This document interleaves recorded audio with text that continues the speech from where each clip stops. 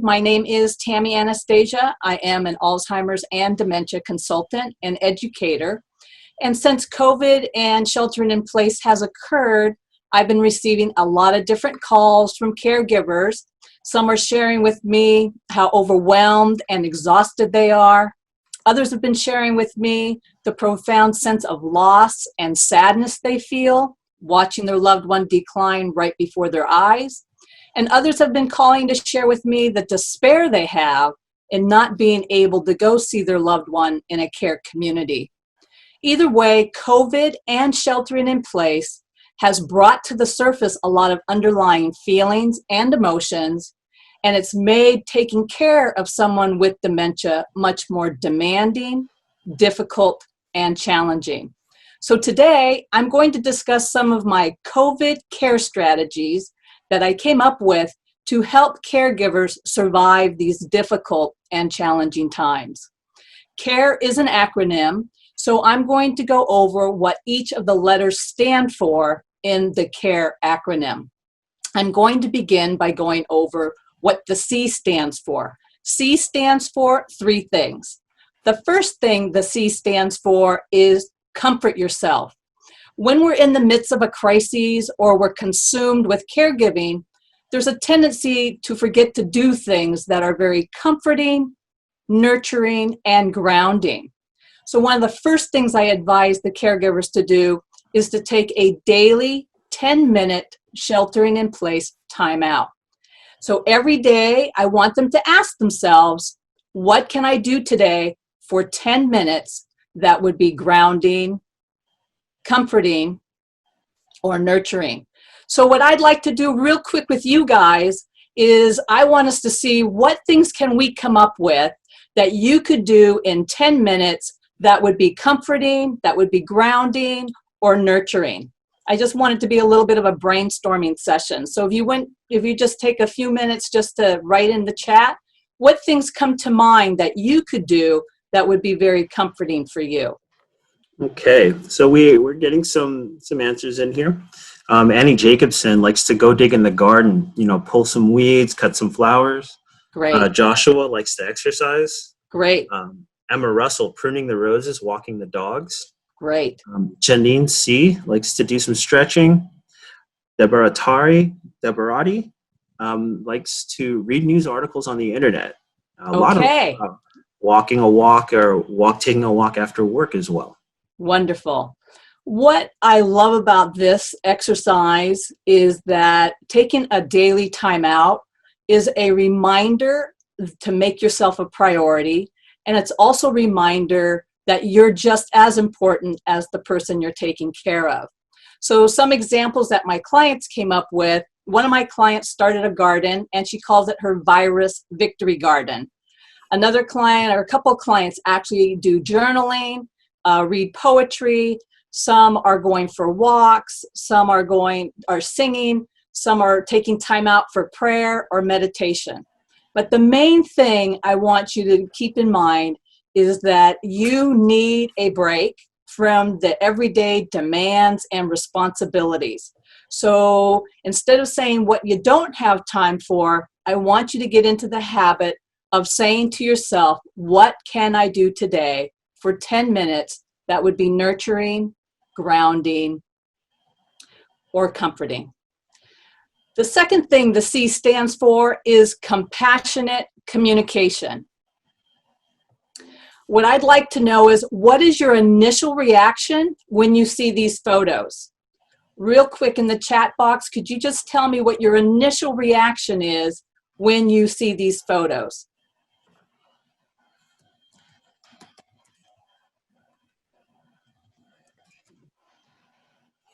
Joshua says mixed emotions from the whole group.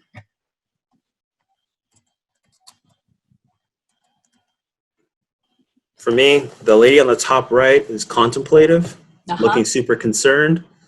Deborati, the two people on the left, seem to enjoy life and are happy. Okay, so the reason I asked this question is because how we communicate with people with dementia can have a positive impact and it can have a negative impact. And people with dementia are very, very, very sensitive to our body language, our tone of voice, and our facial expressions. So what I'm going to do now is I want to go through and provide you with ways to provide compassionate communication. So I just mentioned how sensitive people are to our body language, our tone of voice, and our facial expressions. So what you need to keep in mind is your loved one can change on a dime. Their mood can change on a dime based on our nonverbal body language. And I'm only sharing that with you to bring that to your attention. And the Alzheimer's Association says that 55% of our communication with somebody with dementia is in our body language. 38% is in our tone of voice and our facial expressions, and 7% are the words. So I just bring this to your attention. So if you're impatient or you're frustrated, I just want you to know that often people with dementia are going to pick up on that, and their mood can change instantly. And my theory for that is, as they lose their ability to process information, in order to make sense of the world around them, they become ultra sensitive in terms of the people that are closest to them to get an understanding or a reading of what's going on around them. Another form of compassionate communication is to replace saying the word you and instead start saying we or us. For example, instead of saying it's time for you to take your medication, it's time for you to get ready to go to bed, you want to start saying it's time for us to take our medication, it's time for us to get ready for bed. When we use we and us, it increases cooperation. When we use the term you, for people with dementia, it gets processed as being somewhat punitive, and it also increases the chances of them saying no to you. And, you know, they're used to saying no. We want to minimize the chances of them saying no. And part of doing that is, again, to substitute, try to avoid saying you and substitute saying we or us. Another form of compassionate communication is to keep your questions and answers short and simple. People with dementia have a hard time processing a lot of information, so you want to keep your questions and answers short and simple. I have a rule of thumb. The less you say, the better. If they don't ask, don't share. If they do ask, share very little. Because sometimes the more we talk can actually create more anxiety for them. So keep your questions and answers short and simple. Also, you want to try to simplify the decision-making process for you as well as your loved one. So instead of asking open-ended questions, you want to give them two choices. Do you want eggs or cereal for breakfast? Do you want to wear the green shirt or the blue shirt? But simplify the decision-making process. This is going to save you a lot of time and energy as well. Another way to provide compassionate communication is to avoid asking them why or testing them to see if they remember. The part of the brain that is affected the most with dementia is the part of the brain that stores short-term memory. The chances of your loved one remembering or knowing why they did something is going to be very slim. On occasion, they do, but it's not the norm. So you're better off assuming they're not going to know why they did something, and they're not going to remember what you might have said a few seconds ago. And along those same lines, you also want to try to avoid arguing, correcting, explaining, and rationalizing with them. Again, they have a brain disease, and they're going to believe what their mind tells them. So if they are not in harm's way, they're not in danger, you don't want to argue. You're going to try to not correct them. Try not to rationalize with them, because here again, if they're convinced what their brain is telling them, something that comes with dementia is they get paranoid. And the more you argue with them, the more you challenge them, try to correct them, you're going to increase the chances of possibly getting them more paranoid, and this is going to make them more anxious, and it's going to make them more angry. I don't expect you to be perfect. I know you're all doing the very, very, very best you can, and I'm just here to try to provide you with some tips to make this easier on you. So just do the best you can. And please do not beat yourself up. There's going to be times you're going to find yourself correcting them. There's going to be times you may want to rationalize. Just pay attention to, if you can, try to minimize how often that happens. The third thing the C stands for is to conserve your energy when it comes to repetitive questions. So my question to you guys is, what are some of the questions that your loved ones repeat over and over and over again? I just like to see what those questions are from your end. Yeah, for me, in my experience, it's usually been a correction on time, or who are you is a big one. Mm-hmm.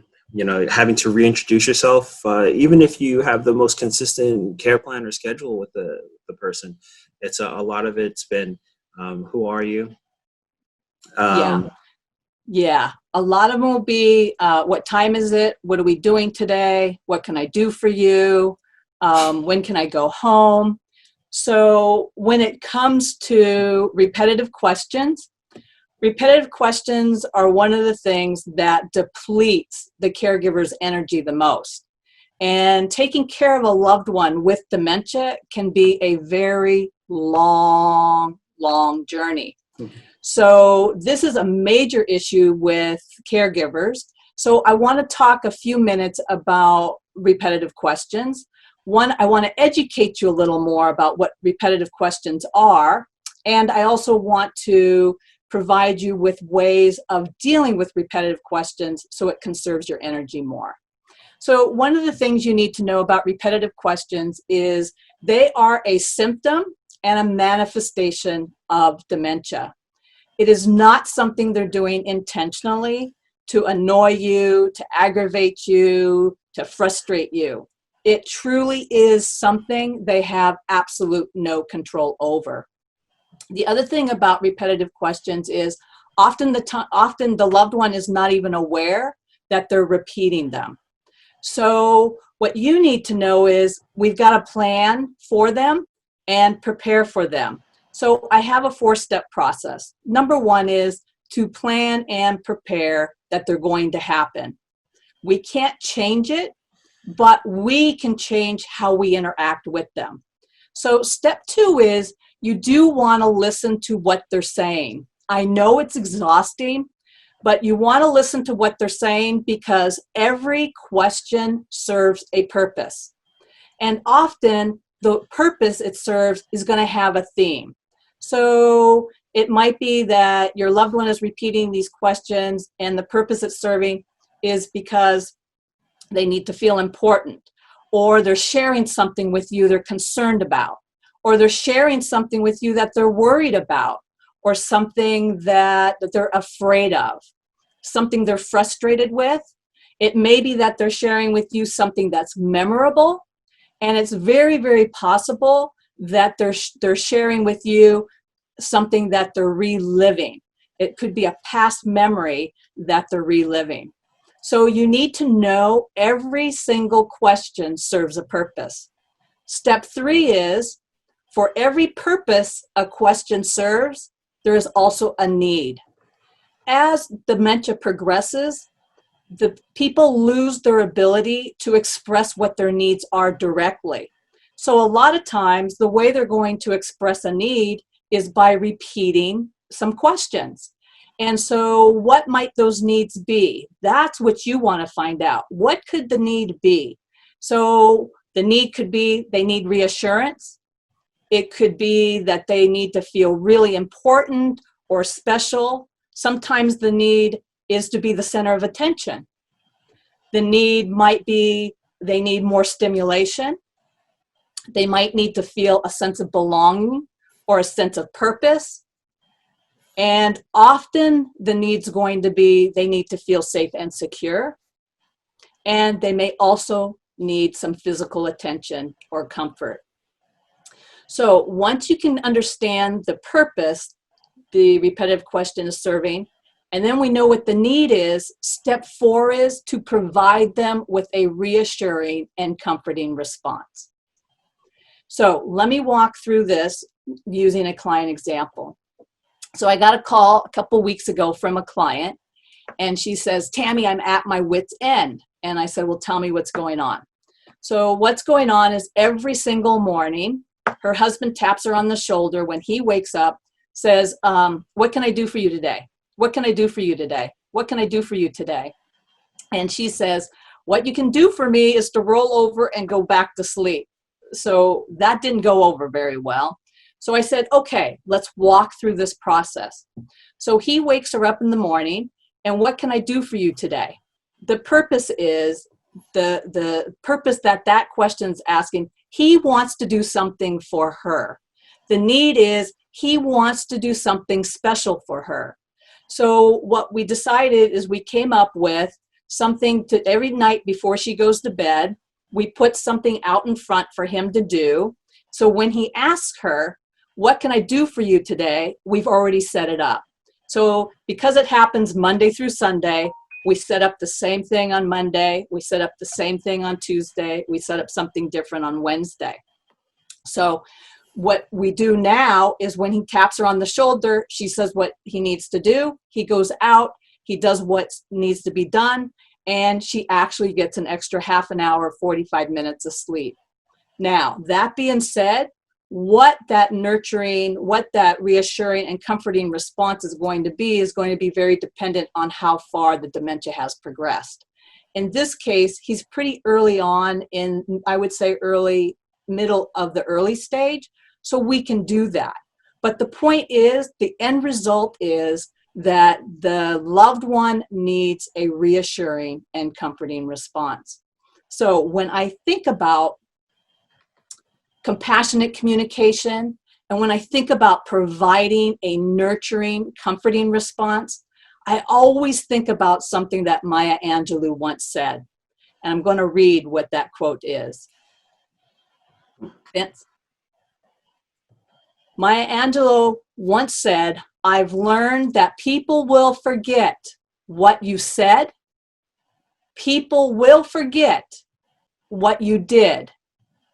But people will not forget how you made them feel.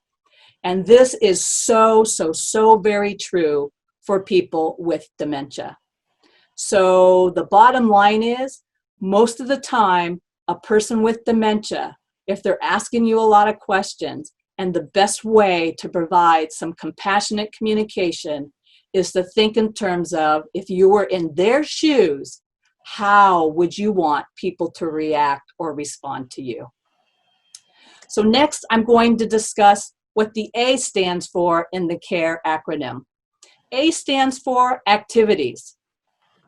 What is very important for people with dementia is they need to be engaged in activities. Stimulation for the brain is what increases their quality of life. Stimulation for the brain is what exercise is for the body. And it's really important that we keep people with dementia engaged. That being said, one of the calls that I get a lot are from caregivers who used to have their loved ones go to the Hearts and Minds Activity Center. They used to take them to the senior daycare centers, and those are shut down. So you have this added responsibility, this added burden to try to figure out, how do you entertain your loved one? How do you keep them engaged on a day-to-day basis? So to help facilitate that process, I actually came up with 5 different categories of activities to try to choose from. One activity is called helper. Helper activities involve getting your loved one to do something around the house that might be helpful. Counting, sorting, stacking, folding things. The second category I call problem solving. What do I mean by problem solving? So problem solving is getting engaged in an activity, but having your loved one finish it, have your loved one complete it. And it could be maybe you're playing tic-tac-toe, we leave 2 squares empty and they complete it. Or one of the ones that works for me very well, especially when I'm dealing with clients who used to be engineers and now they have dementia, is connecting the dots. I have 2 clients also in care communities. I can't go and see them right now. So one of them I do Zoom with, and he used to be a manager of people. So when I do my Zoom meeting with him, I come up with a problem for him to help me solve on knowing how to deal with it. So often it's a collaborative. I'm working with somebody and we can't agree on this project and I'm not sure, can you help me figure out some ways to maybe solve the problem? He's got dementia and I have him on a Zoom call for 30 minutes because we're brainstorming on how to solve my problem. I have another client at another community. She's from Oklahoma, and she has this Boomer Sooner song that I love. And every time I call her on the phone, I say to her, you know, I love that Boomer Sooner call, but that Boomer Sooner song. And I'm wondering, could we sing it together because I can't remember all the words? This is another way of engaging people in an activity. The third category I came up with is fun, leisure, or entertainment. This can be anything that you know that brings joy to you and your loved one. Could be watching movies, it could be playing games, could be going for scenic drives, having ice cream. The key here is that it's enjoyable, it's fun, and your loved one is getting benefit from doing it. The fourth category I come up with is physical movement. Now, it's not about getting 10,000 steps in. It's not about elevating your heart rate.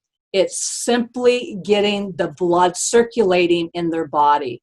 It's about moving their limbs. And it could be chair exercises. It could be yoga. It could be going for walks, playing catch. But the key here is to get the blood circulating throughout the body.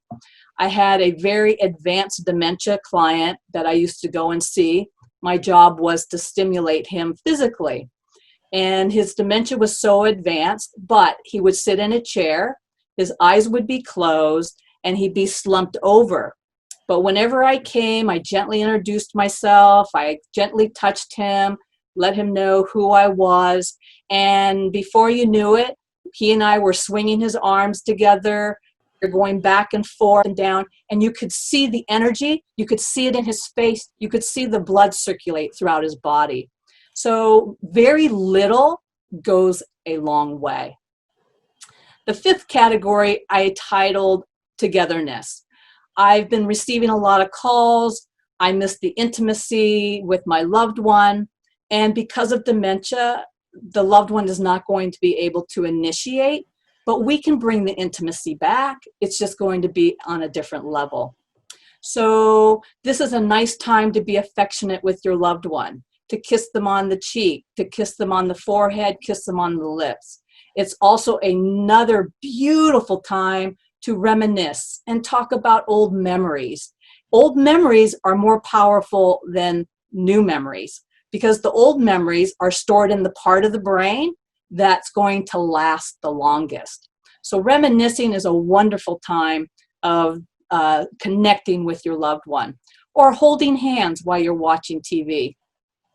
And sometimes what happens, I'll get calls, caregivers will call me and they'll say, you know, I'm having difficulty getting my loved one engaged in an activity.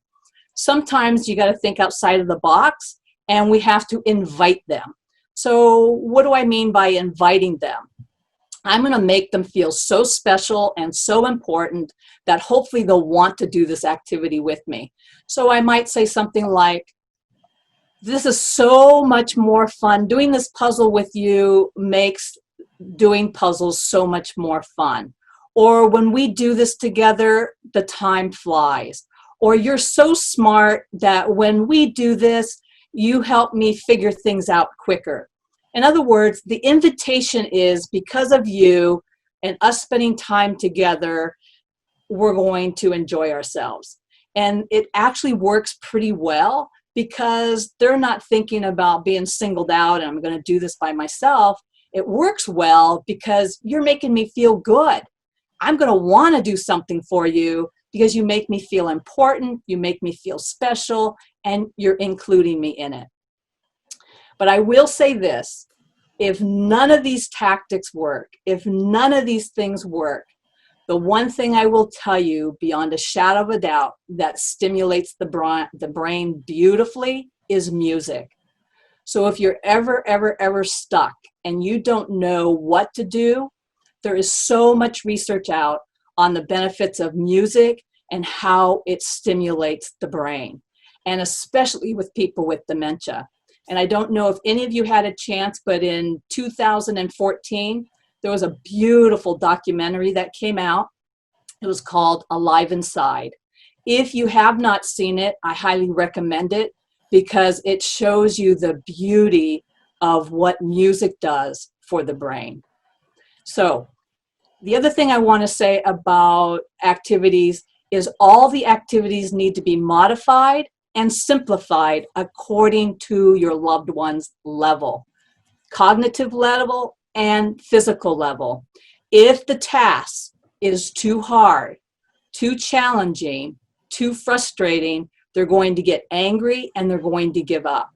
The goal for every activity is to have that loved one, have that person with dementia feel a sense of accomplishment, feel a sense of achievement, and make them feel good. And this is going to make a big difference in terms of their quality of life. Okay, next I want to talk about what the R stands for in the CARE acronym. R stands for two things. The first thing the R stands for is routine. Establishing a consistent routine for somebody with dementia is super important and extremely beneficial. The two most important things, in my opinion, for people with dementia is stimulating the brain and creating a consistent routine. And what do I mean by routine? I'm not saying to be rigid. What I'm saying is that from the time they get up to the time they go to bed, the sequence of activities are done in the same order around the same time every day. And the reason I'm saying this is because providing a consistent routine provides stability. Go ahead, Vince. Provides stability, predictability, normalcy. It provides structure in their day. It gives them a sense of purpose. It makes them feel safe, and it makes them feel secure. So one of the questions you're asked frequently is, what are we doing today? What are we doing today? What are we doing today?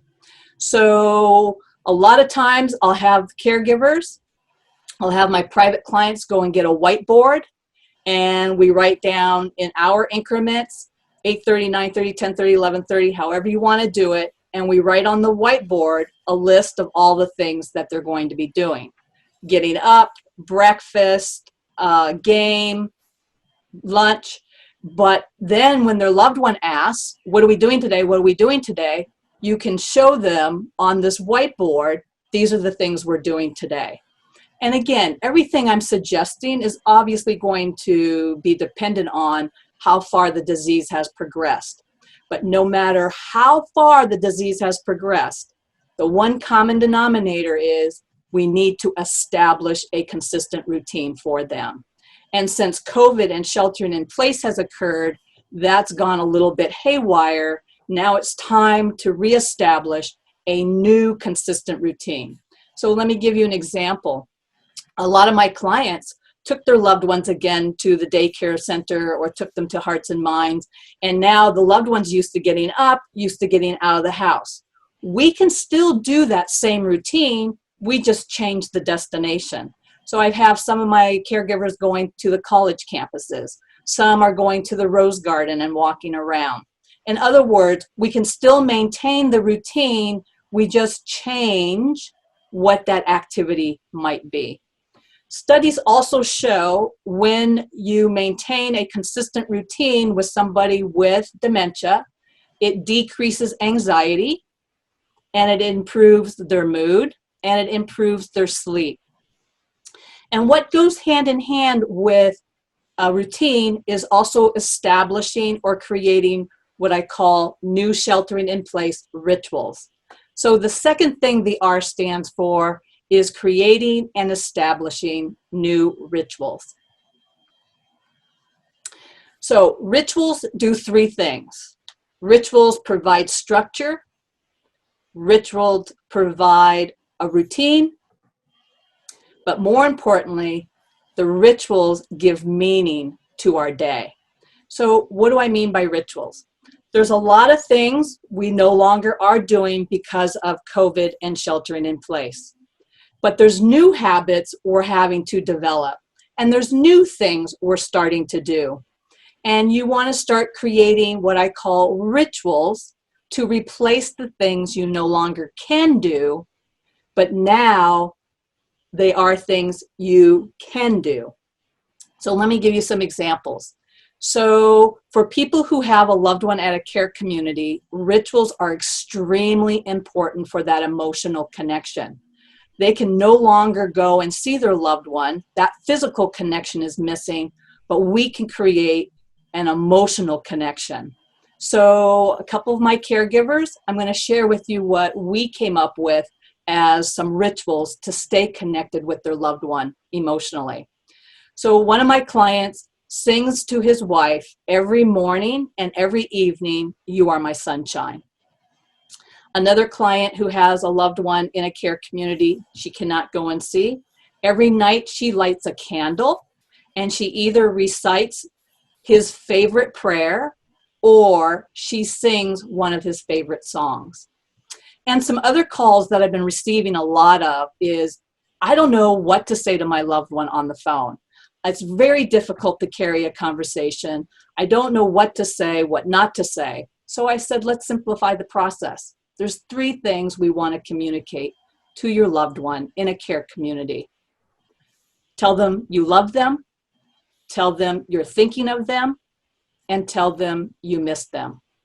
So the conversation, I love you, I miss you, and I'm thinking of you. And I've been getting calls on how that's going, and there's so much relief. And when they share, I love you, when they share, I'm thinking of you, when they share, I miss you, both my client and their loved one get off the phone feeling really good. And I always think again about what Maya Angelou said. We're going to remember how people made us feel. Even if they may not understand the words, they're going to hear it in our tone of voice. They're going to hear the affection, they're going to hear the love in our voice when we communicate those three things.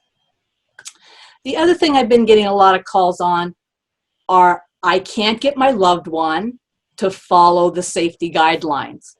So I was thinking, what can I do to help people with that problem? So I actually was going for a walk the other day, and I came up with 3 sheltering in place mantras. So I've got a sheltering in place mantra for washing hands. My mantra for washing hands goes as follows. Go ahead, Vince. Washing our hands 10 times a day helps keep the doctors away. I'll say it again. Washing our hands 10 times a day helps keep the doctors away. Vince, can you forward the slide? Oh, yeah. Social distancing, sitting or standing 6 feet apart keeps us safe, and makes us smart. I'll say it again. Sitting or standing 6 feet apart keeps us safe and makes us smart. And my mantra for wearing a mask goes as follows.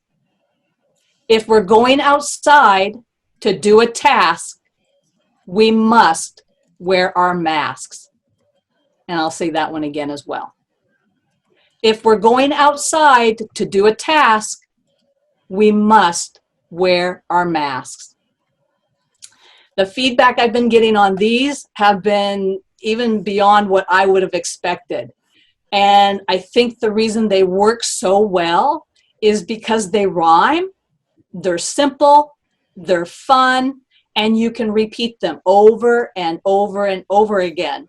For as much as repetition may drive us nuts, things that are rhythmic and things we can repeat over and over again are actually very beneficial for people with dementia. And what I love about these mantras as well is you can make a game out of it, you can make a song out of them, or you can make a dance out of them. And with the washing of the hands, we've added an extra task. So for some of my clients, we put up a washing of hands kind of a schedule, sort of a checklist. And every time they wash their hands, her husband's responsibility is to go put a check mark every time they've washed their hands. And then at the end of the day, they count up how many times they washed their hands. With the masks, what I love about the mask is we can personalize the mask. So let's say your loved one was a golfer or was a fisherman or was really into sports. We can personalize the mask. We can make the mask a baseball mask. We can make them a golfing mask. We can make it a fishing mask. And what happens here is the mask becomes something special. We personalize it. It's something they take pride in. It's something they're proud of. And 2 of my clients recently called me up and said, "You're not going to believe this, but my loved one actually is asking me, when can we wear our mask again? When can we wear our mask again?" So again, things can be processed in a person's brain with dementia. We just have to figure out how we can do it in a way that's relatable to them. Their brain is functioning a little differently, and so our job is, how can we connect with them on their level? And I think these work because they're simple, again, they're fun, and they're rhythmic. So, and if my wording doesn't work, go ahead and you can change the wording, but the thing you want to do is try something rhythmic, and let's see if that's going to help get your loved one to follow the safety guidelines better. Okay, next I'm going to discuss what the E stands for in the CARE acronym. E also stands for 2 things. As the saying goes, we are all in this together. We are all being affected by what's going on. And it's one thing for me to deal with my feelings and my concerns and my frustrations, but I don't have a person with dementia that I'm taking care of, which adds the burden on you. So in my opinion, establishing or having a support network is a necessity. And often I'll ask my clients, do you have a support network in place? And they'll often tell me, yes, I have 1 or 2 people, but I don't share with them as much now because I don't want to burden them. So what I want to encourage all of you to do is to broaden, expand your support network. Support can come in many different forms. It could be family and friends. It could be joining a support group. I do facilitate 3 of them, and I want to tell you what the beauty is about a support group. There's 3 or 4 things that happen in a support group. 1, a support group normalizes what you're going through. The second thing it does, it validates what you're going through. The 3rd thing it does, it lets you know you're not alone. And the 4th thing is the sharing and the camaraderie that gets developed in a support group. And people have been through what you've been through. And they'll share ideas, they'll say what worked for them, what didn't work for them. but it's a beautiful way of getting support. You may also want to reach out to a professional, a therapist, a counselor, MD, a geriatrician. Your support network you might want to include a spiritual guide, a leader, or participate in a spiritual community. And I've also been on the fence, but now, because of where things are going, early on I was hesitant to advise clients to reach out for resources. But March, April, May, it's become very, very clear now that this is probably going to be our new norm for a while. My clients need support. And I know the resources that I have relationships with are going to great lengths to provide the safest interactions as possible. And most of them, if not all of them, are following a preventative protocol. So I now strongly encourage my clients to hire companion care if they need it, or to bring in-home care. And since Vince is with C.A.R.E, I do want to give him a chance to tell you the preventative measures C.A.R.E is doing to make sure they don't carry the virus in or get exposed themselves. So Vince, do you have a few seconds where you could just share with people the protocol, the preventative protocol C.A.R.E is going through? Yeah, C.A.R.E, here at C.A.R.E, we base our whole culture around interpersonal care and connection. But since the start of COVID, we've continuously to closely monitor and implement safety measures from national, state, and local government and health organizations. We've been focused on taking every precaution to safeguard the health of our clients and staff. So those agencies are both local and national, CDC, the WHO, as well as the various counties we work in with in the Bay Area. As far as our office staff, we have gone remote for the most part. All indeed our C.A.R.E office employees, all of our main business functions are now outside of the office. Those who are remaining in the office, we are providing all of the correct PPE, the sanitation daily, basically, and for our caregivers, the most important ones who go out into the field. We offer you guys a lot of training in terms of dealing with infection control. PPE is available at any of your local offices, so if you need any supplies, always feel free to reach out to your care managers. For our clients, our care managers, our DCSs, they're doing a great job of checking in, although it's no longer in person, but that does mean they're still amping up their level of connection with our clients to make sure that everything's okay in the home. Hearing reports from our caregivers for things that they may have questions on, or making sure the environment is completely safe. In addition to that, we have used our considerable resources to develop contact tracing systems for our clients. And based on the report of you, the caregivers, and your observations, any symptoms that are popping up between the client or even the caregiver, we're contact tracing to make sure that all those people are being monitored closely. Okay. So I know most of the care agencies are really going to great lengths. If you need help, we need to bring in help to help you. And you need respite, you need time to yourself. And given what COVID and sheltering in place has done, a lot of my clients are calling me to tell me that they have no time to themselves. And here again, I'm going to recommend that you do whatever you need to do to get a break. That being said, I also think that it's really important that whatever support network you have in place, that it becomes part of a ritual. It's something you do that you include in your weekly routine. I have a friend in New York, and every Saturday we talk to each other for at least an hour, and we've been doing it every single Saturday since March. And I have another friend in Texas. We talk every Monday night.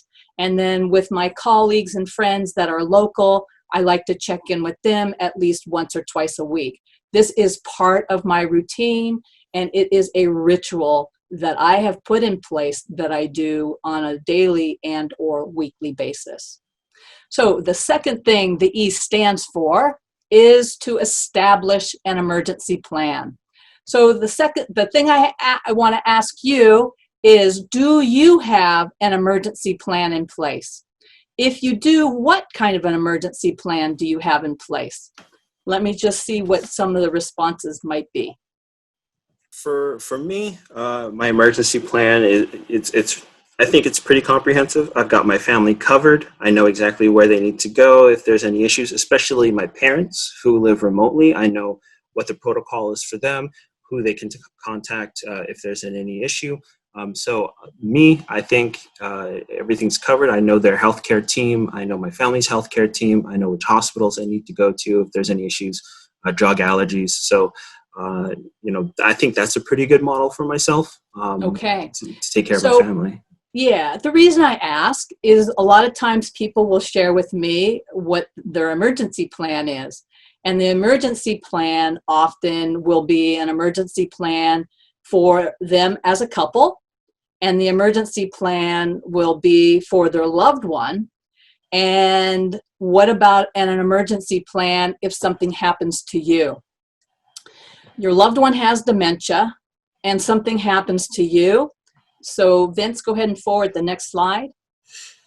So it's really, really important that at the bare minimum that you sign up for a medical or life alert program, because God forbid, if something happens to you, at least the appropriate authorities can be contacted on your behalf.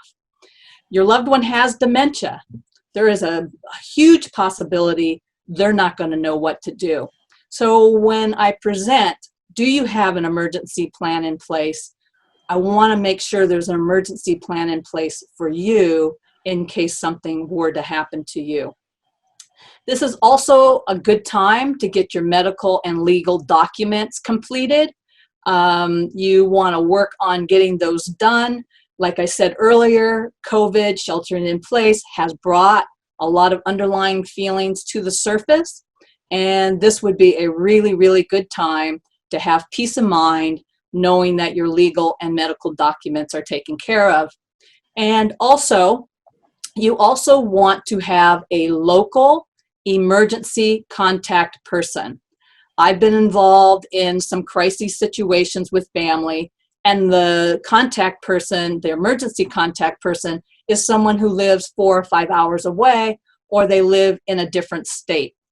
It's really important that you have a local emergency contact person's name and number, and you want to place that someplace where it's visible.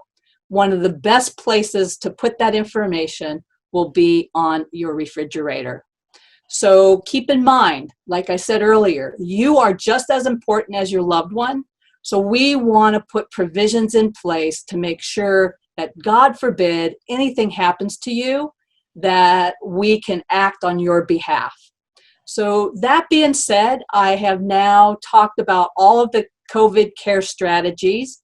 I hope my care strategies will be beneficial and helpful to you as well as your loved one. So in closing, what I'd like to do is I'd like for all of us together read the quote by Wayne Dyer, and I'd like for us to read it all together out loud. So on 3, would you please join me and read the following quote? 1, 2, and 3. Peace is the result of retraining your mind to process life as it is rather than as you think it should be. And on behalf of your loved ones and myself, I would like to thank all of you for the love, the care, and the support you provide day in and day out.